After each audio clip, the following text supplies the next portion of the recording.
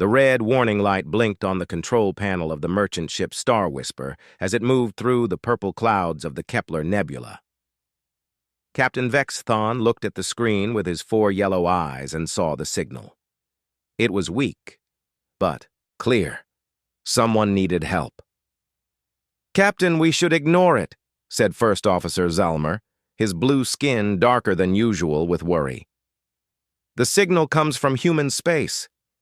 You know what they say about humans." Vexthon touched the controls with his long fingers. The Zephyrian had heard the stories. Humans were violent. They were unpredictable. They took what they wanted and gave nothing back.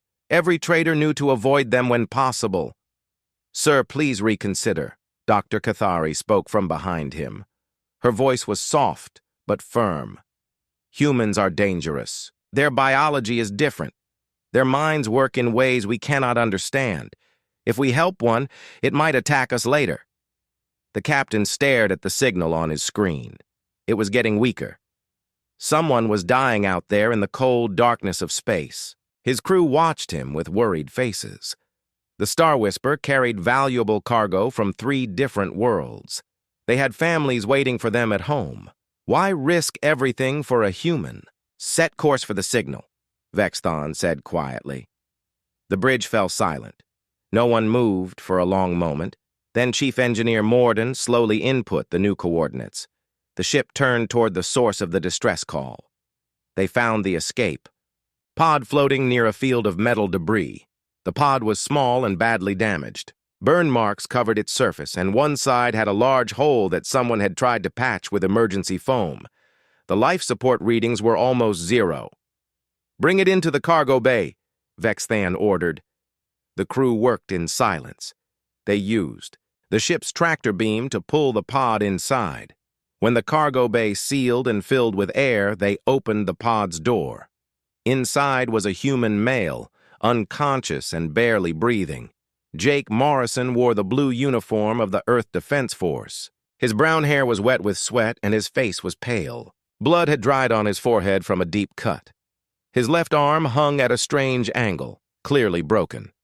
The medical scanner showed internal bleeding and severe dehydration. "Get him to the medical bay," Dr. Cathari said, though her voice shook. She had never treated a human before. They carried Jake on a stretcher through the corridors of the ship. Crew members stopped their work to stare. Some made the traditional Zephyrian gesture to ward off evil. Others whispered prayers to their ancestors for protection. In the medical bay, Dr. Cathari worked quickly. She had studied human anatomy in medical school, but only from textbooks. Now she faced the real thing. Human blood was red, not blue like Zephyrian blood. Human bones were different. Human organs were in different places. "His ship was destroyed," reported Morden after scanning the debris field. "Looks like pirates. The attack was recent, maybe 3 days ago. This human has been floating in that pod since then?" Jake's eyes opened slowly. They were brown, like his hair. He looked around the medical bay with confusion. When he saw Dr. Cathari leaning over him, he tried to sit up but fell back with a groan of pain. "Do not move," the doctor said in careful English. "You are hurt. We are helping you." Jake stared at her for a long moment. Dr. Cathari expected him to demand to know where he was, or to threaten them, or to try to escape. Instead, he nodded slightly and closed his eyes. "Thank you," he whispered. The doctor stepped back in surprise. She had expected anger or fear or aggression. She had not expected gratitude. Captain Vexthon entered the medical bay. He looked down at the human with curiosity. Jake opened his eyes again and met the captain's gaze. "I am Captain Vexthon of the merchant vessel Star Whisper," he said in English. "What is your name?" "Lieutenant Jake Morrison, Earth Defense Force," Jake replied. His voice was weak but steady. "My ship was the EDF Guardian. We were on patrol when pirates attacked us. I was the only one who made it to an escape pod." "How many crew?" Vexthon asked. 43, Jake said quietly. "Good people. They had families." The captain saw pain in the human's eyes that had nothing to do with his physical injuries. This was not what he had expected either. Dr. Cathari worked for hours to save Jake's life. She repaired his broken arm and stopped the internal bleeding. She gave him medicine for the pain and fluids for the dehydration. The work was difficult because human medicine was different from Zephyrian medicine, but she did not give up. "Why are you helping me?" Jake asked when he woke up later. "Because you needed help," she replied simply. Jake was quiet for a long time. "Where are you taking me?" "To Nexus Prime Trading Station," Captain Vexthon said. "You can find passage to human space from there." "I understand," Jake said. "I will not cause trouble for you or your crew. I know your people do not trust humans." This surprised the captain even more. He had expected demands or complaints. Instead, the humans seemed to understand their position. "You may stay in my private quarters while you recover," Vexthon offered. "They are more comfortable than the medical bay." Jake looked shocked. "Sir, I could not take your quarters. I am grateful for any space you can spare." The crew gathered in the corridor outside the medical bay whispered among themselves. This was not how they thought a human would behave. Where was the violence they had heard about? Where were the demands and threats? Over the next few days, Jake proved to be a quiet patient. He did not complain about the food, even though it was clearly not what humans normally ate. He did not demand entertainment or special treatment. When crew members brought him books about Zephyrian culture, he read them carefully and asked respectful questions. "This human is strange," Zalmer said to the captain. "He acts almost civilized." Captain Vexthon nodded. He was beginning to wonder if everything they had heard about humans was true. Jake Morrison was not what they had expected at all. The question was, what would happen when the human was fully recovered? Would his true nature show itself then? 3 weeks passed, and Jake grew stronger each day. Dr. Cathari was amazed at how quickly humans healed compared to Zephyrians. His broken arm mended in half the time she expected. The cuts on his face left only faint scars. His body seemed built for recovery. But what surprised the crew most was not Jake's physical healing. It was his behavior. Every morning, he asked Dr. Cathari if there was anything he could do to help. When she said no, he asked Captain Vexithan the same question. When the captain also said no, Jake would sit quietly and read or watch the stars through the porthole in his borrowed quarters. "It makes no sense," said crew member Felnox during the evening meal. "Humans are supposed to be demanding. They take what they want, but this one asks for nothing." "Maybe he is planning something," suggested another crew member. "Maybe he waits for us to trust him, then he will strike." Jake had been walking the corridors for exercise when he heard these words. He did not get angry or confront them. Instead, he quietly returned to his quarters. The crew did not know he had heard them, but Captain Vexthon had seen Jake's face as he walked away. The next morning, Jake made an unusual request. "Captain, I would like to work for my passage. I know you do not owe me anything beyond basic safety. I want to earn my keep." Vexthon studied the human's face. "You are still recovering. Dr. Cathari says you need rest." "I am strong enough for light work," Jake insisted. "Please. I do not like being useless." After discussing it with his officers, the captain decided to let Jake help in the engine room. Chief Engineer Morden was not happy about this arrangement, but he agreed to watch the human carefully. Jake proved to be a good worker. He learned quickly and followed instructions exactly. When Morden showed him how to calibrate the power regulators, Jake memorized the process after seeing it only twice. When asked to clean the coolant filters, he did the job thoroughly and without complaint. "This human has good hands," Morden admitted to the captain after a few days. "He understands machines. He sees how parts work together. It is unexpected." But it was Jake's interaction with young Zephlin that truly changed how the crew saw him. Zephlin was Captain Vexthon's nephew, barely an adult by Zephyrian standards. He had joined the crew to learn the merchant trade, but he struggled with his duties. The older crew members often laughed at his mistakes, and Zeppelin had grown quiet and sad.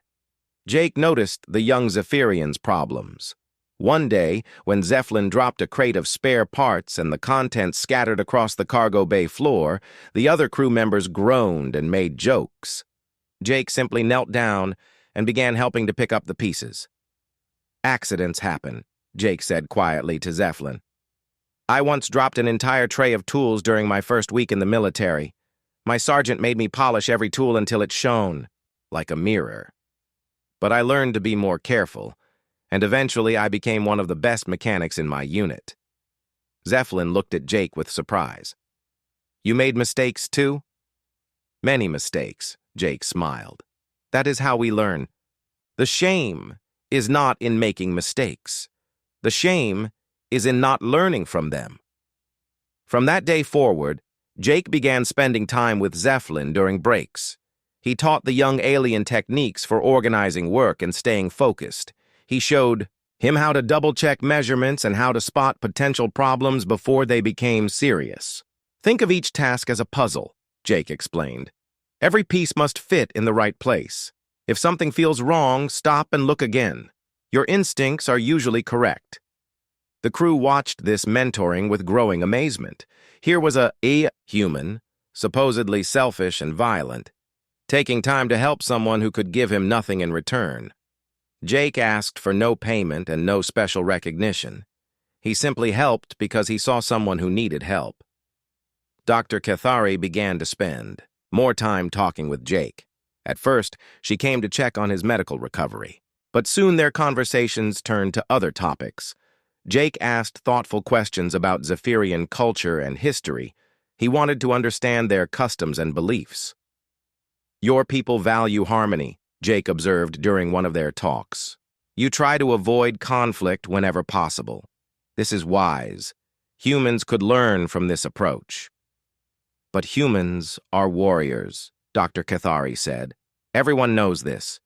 You fight first and ask questions later." Jake was quiet for a moment. "Some humans are like that, yes, but not all. I became a soldier to protect others, not to hurt them. Sometimes fighting is necessary to prevent greater harm, but it should never be the first choice." These conversations helped Dr. Cathari see Jake as more than just a patient or a potential threat. She began to see him as a friend. She taught him words in the Zephyrian language, and he taught her phrases in English. They shared stories about their home worlds and their families. "I have a sister named Lisa," Jake told her one day. "She is a teacher on Earth. She works with young children who have learning difficulties. She is very patient and kind. I think you would like her." "You miss your family?" Dr. Cathari observed. "Yes, but I understand that space is vast and dangerous. Being away from home is part of my job. What matters is that they are safe and happy." The turning point came during the 4th week of Jake's recovery. The ship's environmental systems developed a problem. A coolant line had cracked, and toxic gases were leaking into one of the storage compartments. The leak was in a narrow space, where only someone small could fit to make repairs. "We will have to wait until we reach Nexus Prime," Morden said reluctantly. "No one can get to the leak safely." Jake studied the engineering diagrams. "I might be able to reach it. Humans are built differently. I could fit in that space." "The gases are poisonous," Captain Vexthon warned. "Even with a breathing mask, it would be dangerous." "But it needs to be fixed," Jake said simply. "If the leak gets worse, it could damage other systems. I am willing to try." The crew prepared emergency medical equipment while Jake put on a protective suit and breathing gear. He crawled into the narrow maintenance tunnel with repair tools and sealant. The work was difficult and dangerous, but Jake completed it without complaint. When he emerged from the tunnel an hour later, his suit was covered with chemical residue and he was exhausted. But the leak was fixed, and the ship was safe. "Why did you do that?" Dr. Cathari asked as she checked him for chemical exposure. "You could have been seriously hurt?" Jake looked at her with confusion. You saved my life when you found me. This ship is keeping me alive. These repairs needed to be done. Why would I not help? That night, the crew gathered in the common area and talked long into the night about the human among them. Everything they thought they knew about his species seemed to be wrong. Jake Morrison was not violent or selfish or demanding. He was grateful, helpful, and brave. Perhaps, Captain Vexathon said thoughtfully, we have been listening to the wrong stories about humans. The trading station Nexus Prime appeared on the Star Whisper's viewing screen like a metal flower blooming in space. Its 5 arms stretched out from a central hub, each arm designed for different types of ships. Jake stood on the bridge with Captain Vexthon and watched their destination grow larger. You will be able to find passage to human space easily from here, the captain said. Many Earth ships stop at Nexus Prime for trade and supplies. Jake nodded, but his expression was thoughtful. I want to thank you again for everything you have done. Your kindness saved my life. I will not forget it. Dr. Cathari joined them on the bridge. Over the past weeks, she had become genuinely fond of the quiet human. I have prepared medical records for you to take to human doctors. Your injuries have healed well, but they should check for any problems I might have missed. Young Zephlin approached shyly. In his hands, he carried a small device he had made in the workshop. This is for you, Jake. It is a universal translator. I built it myself using techniques you taught me.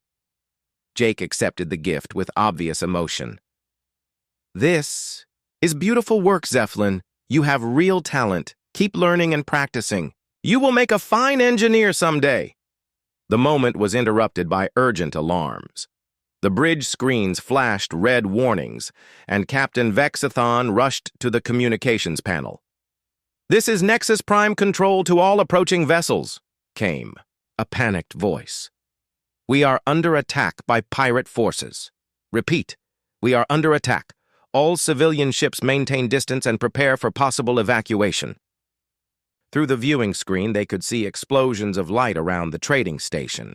Several large ships with black hulls and weapon arrays were attacking the station's defenses. Jake recognized the design immediately. Those are Ravager class. Attack ships, he said grimly. The same type that destroyed my ship. This is Captain Scar's fleet. How do you know this? Vexthon asked. Intel briefings, Jake replied, studying the battle formation. Scar uses a specific hunting pattern. 3 heavy ships attack from the front to draw attention, while 2 smaller ships circle around to hit the weak points. He targets trading stations because they carry valuable cargo but have limited defenses. The crew watched in horror as one of the station's defensive platforms exploded. Emergency signals filled the communications channels as merchant ships tried to flee the area. We should retreat, First Officer Zalmer said urgently. Our cargo is valuable. We cannot risk losing it to pirates. Captain Vexthon hesitated. Fleeing made sense, but it meant abandoning thousands of beings on the station to the pirates. Nexus Prime housed families, children, elderly traders who could not run fast enough. Jake was studying the tactical display intently. His military training allowed him to see patterns that the merchant crew could not. Captain, I have an idea, but you will not like it. Tell me, Vexthon said. Your maintenance shuttles are small and fast. If we modify one with your remaining defensive systems, it could serve as a decoy. The pirates expect merchant ships to run away. They will not expect one to attack. That would be suicide, Dr. Cathari protested. A maintenance shuttle against warships? Not if it is done correctly, Jake explained. I would not try to fight them directly. Instead, I would use hit-and-run tactics to confuse their formation. If I can break their pattern, the station's defenses might have a chance to regroup. The bridge fell silent. Everyone understood what Jake was proposing. He would pilot the shuttle himself, alone, against impossible odds. Why would you do this? Captain Vexathon asked quietly. These are not your people on that station. You owe them nothing. Jake looked at each of them in turn. These aliens had found him dying in space and had saved him. They had fed him, healed him, befriended him. They had shown him kindness when they could have left him to die. "You showed me kindness when you had no reason to," Jake said simply. "Now I want to show kindness to others. The people on that station have families just like you do, just like I do. If I can help save them, then I should try." "But you could be killed or captured," Zeppelin said, his young voice full of worry. "Yes," Jake agreed. "But if I do nothing, thousands of innocent people will certainly die or be enslaved. I cannot live with that choice." Chief Engineer Morden stepped forward. "If you are determined to do this foolish thing, then we will help you do it right. I can install our emergency shield generator on the shuttle. It will not last long, but it might keep you alive for a few minutes." Dr. Kethari began gathering medical supplies. "I will prepare stimulants and emergency treatments. Your human physiology can handle more stress than ours, but there are limits." As the crew worked frantically to modify the shuttle, Jake studied the pirate formation one more time. He memorized the positions of each ship and their movement patterns. He would only get one chance to disrupt their attack. "The shuttle is ready," Morden reported. "But Jake, this plan depends on you surviving long enough to reach the pirates' blind spot. Are you certain about their tactics?" "As certain as I can be," Jake replied. "Captain Scar has used the same formation in 12 documented attacks. He relies on overwhelming firepower and fear. He does not expect resistance from civilian ships." Captain Vex Thon grasped Jake's shoulder in the traditional Zephyrian gesture of respect. "If you survive this, you will always have a place on my ship. You will always be welcome among my people." "Thank you," Jake said. "Take care of each other. And Zeppelin, remember what I taught you about checking your work twice. Details matter." Jake climbed into the tiny shuttle and sealed the hatch. The modified ship was cramped and uncomfortable, but it was fast and maneuverable. As he powered up the engines, he opened a communication channel to the Star Whisper. "Thank you for everything," he said. "If this goes badly, please tell my sister Lisa that I died trying to help people. She will understand." The shuttle launched from the cargo bay and accelerated toward the battle. Jake felt the familiar calm that came before combat. He had been trained for this. He knew the risks. But for the first time in his military career, he was not fighting for orders or duty or country. He was fighting for kindness. Jake's shuttle streaked through space toward the pirate formation like a tiny metal dart. The enemy ships were massive compared to his small craft, but he had advantages they did not expect. The shuttle was too small for their heavy weapons to track accurately, and its modified Zephyrian systems made it nearly invisible to their sensors. He approached from below the battle plane, using the debris from destroyed station defenses as cover. The pirates were focused on their systematic destruction of Nexus Prime's outer ring. They followed their pattern exactly as Jake had predicted. "Unknown small craft, identify yourself immediately or be destroyed," came a harsh voice over the communication channel. It was Captain Scar himself, speaking from his flagship. Jake did not respond. Instead, he activated the shuttle's emergency beacon and set it to broadcast on all frequencies. But instead of a distress call, he transmitted tactical information about the pirate formation to anyone who could receive it. "Station Defense Command, this is Lieutenant Jake Morrison, Earth Defense Force. Enemy pattern is standard SCAR formation. Primary weakness is the gap between ships 2 and 3. Secondary weakness is their rear guard ship has minimal lower shielding. Recommend concentrated fire on these positions."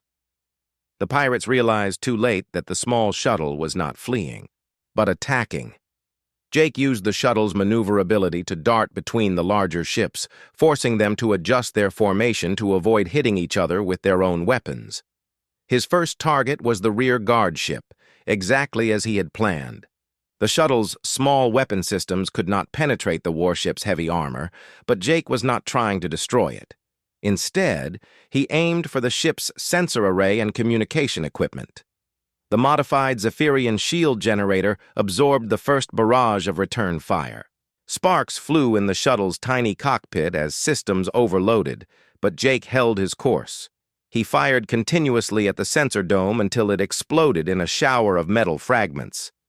Now the rear guard ship was partially blind. It could still fight, but it could not coordinate effectively with the other pirate vessels. The carefully planned formation began to break down. "Destroy that pest!" Captain Scar roared over the communication channels. "All ships, converge on the shuttle." This was exactly what Jake had hoped for. As the pirate ships turned to pursue him, they exposed themselves to the station's remaining defensive weapons. Nexus Prime's gunners, guided by Jake's tactical information, concentrated their fire on the weakened positions he had identified. The shuttle shook violently as enemy fire struck its shields. Warning lights flashed red throughout the cockpit. The air grew thick with smoke from burning electronics. Jake's human reflexes and training kept him alive as he dodged between massive enemy ships, but he knew the shuttle could not take much more damage. Then something unexpected happened. Other ships began joining the battle. Merchant vessels that had been fleeing turned around and came back to help. A Zephyrian trader opened fire on the pirates with his small defensive weapons. A Corellian freight hauler rammed one of the smaller pirate ships. Even civilian shuttles began harassing the enemy formation. Jake's desperate attack had inspired others to fight back. His tactical broadcasts had given them the information they needed to be effective. What had started as a hopeless battle was becoming a real fight. "This is Captain Vex Thon of the merchant vessel Star Whisper," came a familiar voice over the communication channel. "We are moving to assist the defensive effort." "Negative, Star Whisper," Jake replied, trying to keep his voice steady as his shuttle was hammered by enemy fire. "Stay clear. This is too dangerous for a merchant ship." "You are not giving the orders here, human," Vexthon said firmly. "You showed us what courage looks like. Now we show you what gratitude looks like." The Star Whisper entered the battle zone, with its limited weapons firing. It was not a warship, but it was larger and better armed than Jake's tiny shuttle. More importantly, its intervention allowed Jake to break away from the concentrated enemy fire that was slowly destroying his craft. The tide of battle was turning. The pirate formation was in chaos. Their leadership had lost half its weapons to station fire. Two of their smaller vessels had been disabled by the unexpected resistance. Captain Scar found himself facing not a helpless trading station, but an organized defense. Jake's shuttle was failing rapidly. The shield generator had burned out completely. The weapon systems were offline. The life support was producing more smoke than breathable air. But he had accomplished his mission. The pirates' attack had been disrupted, and help was arriving. "Jake, your shuttle is badly damaged," Dr. Cathari's voice came over the communication system. "Return to the Star Whisper immediately for medical assistance." "Trying to," Jake replied, though his voice was weak from smoke inhalation. "But I am not sure the engines will last long enough."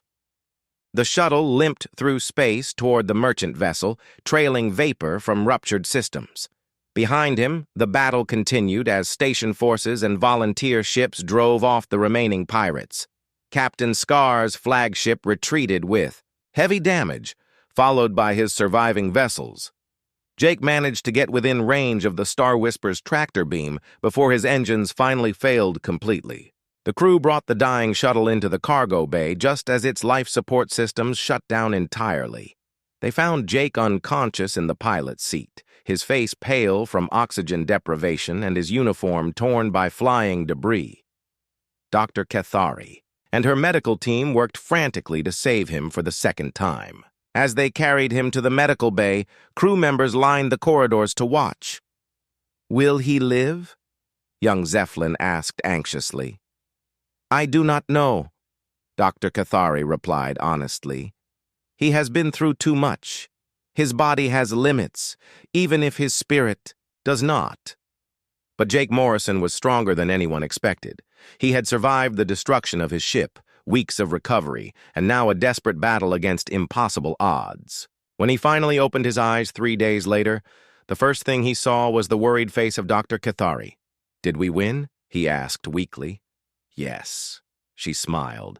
tears of relief running down her blue cheeks. The station is safe. The pirates retreated. And you, foolish human, are alive. Jake tried to sit up but fell back against the medical bed. Good. That is what matters. Captain Vexthon entered the medical bay with several crew members behind him. The station commander wants to speak with you when you are strong enough. You have been recommended for the Nexus Prime Medal of Valor. It is the highest honor they can give to a civilian. I do not need medals, Jake said quietly. I just wanted to help. The captain shook his head in amazement. You nearly died to save people you had never met. You asked for no reward and expected no recognition. I am beginning to understand that everything we thought we knew about humans was wrong.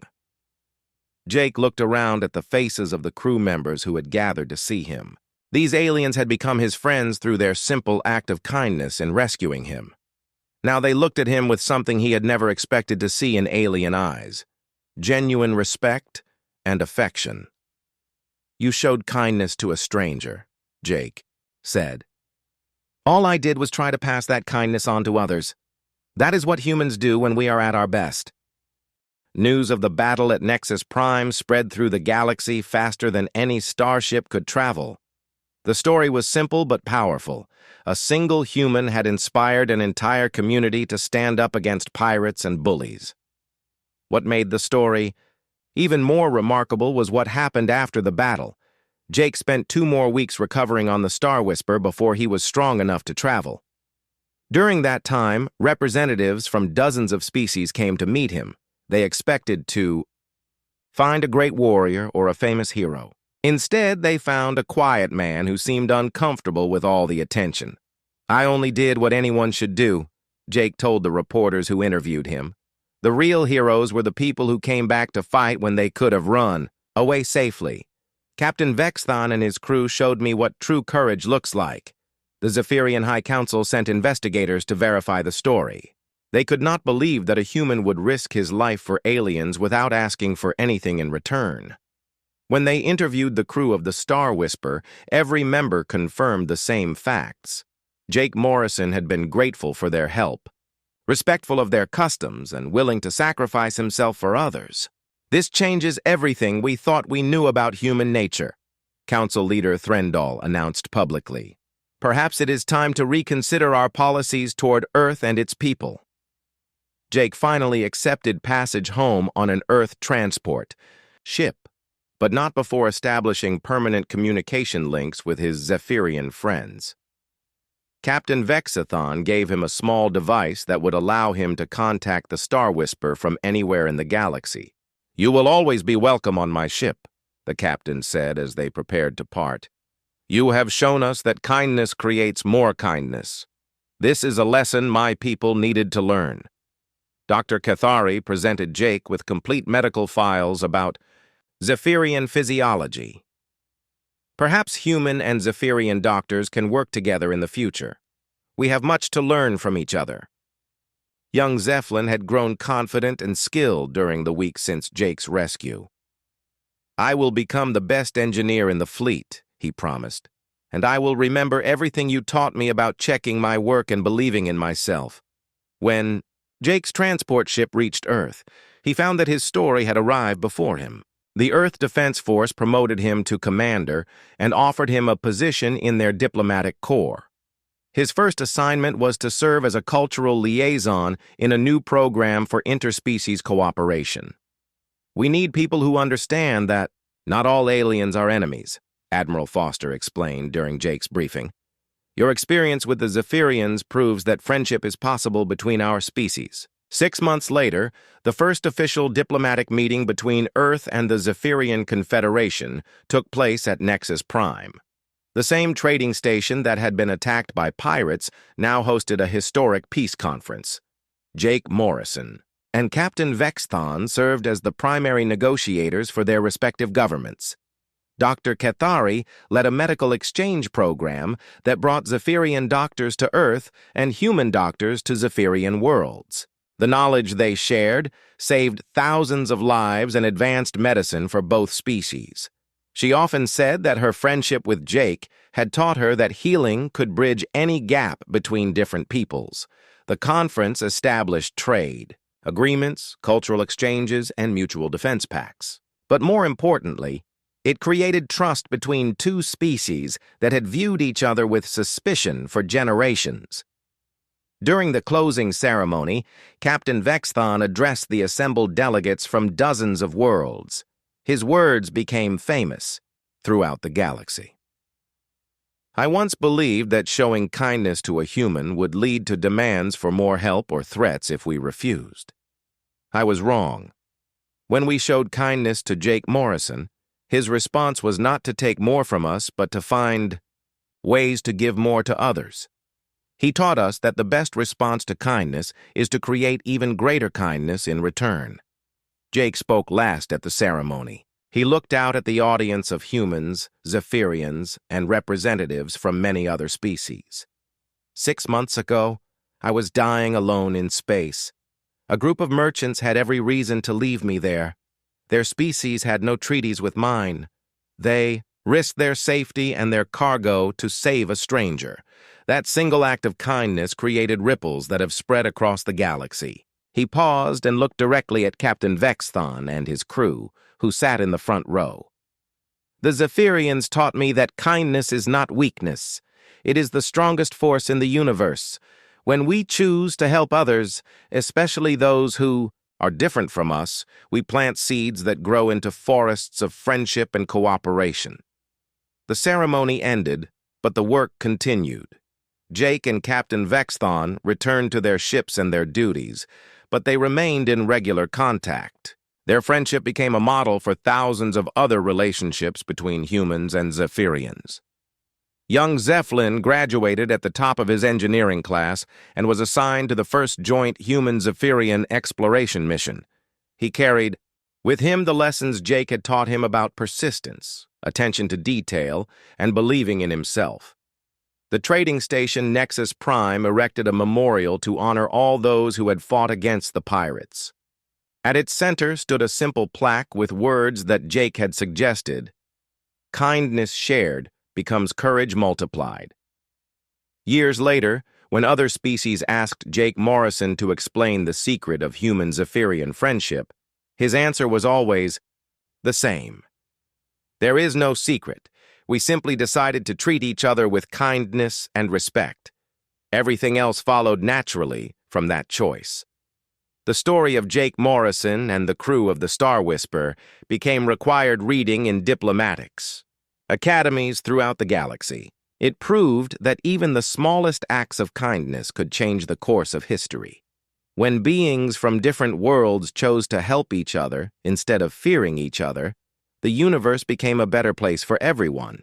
And in the deep space, between stars, merchant ships continued to answer distress calls from strangers, knowing that kindness shared always returned multiplied. The lesson had spread far beyond its humble beginning in the purple clouds of the Kepler Nebula, where a dying human had learned that the universe was full of friends he had never met.